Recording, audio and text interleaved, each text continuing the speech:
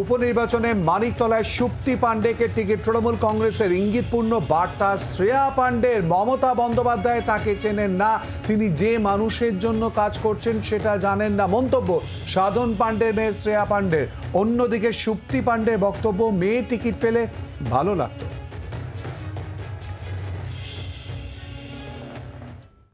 খুব খুশি, আর আমি চাই যে আমার বাবার যে কাজটা, যেটা আমার বাবা 9 বারের বিধায়ক, একটা রেকর্ড এনেছে, ট্রিপল হ্যাট্রিক করে উনি জিতেছেন, যেভাবে মানুষের পাশে থেকে কাজ করেছেন, ওনার অনুপস্থিতিতে আমরা সবাই সেই জায়গাটা ভাঙতে দিইনি।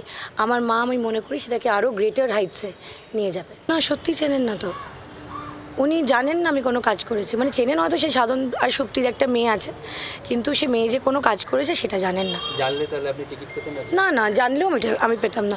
তার বান্ধবীকে সে কমিট করেছে এবং আমাকেও সে কমিট করেছে যে সে মাকে দেবে। সে তো কোনো সময় আমাকে আশা দেয়নি যে সে আমাকে দেবে টিকিট। আর এরা প্রশ্নই তো খুবই, মমতা বন্দ্যোপাধ্যায় আমার মাকে চূড়ান্ত ভালোবাসে, চূড়ান্ত। কিন্তু অনেক লড়তে হবে, লড়বো। আর কতটা আশাবাদী জেতার প্রতি?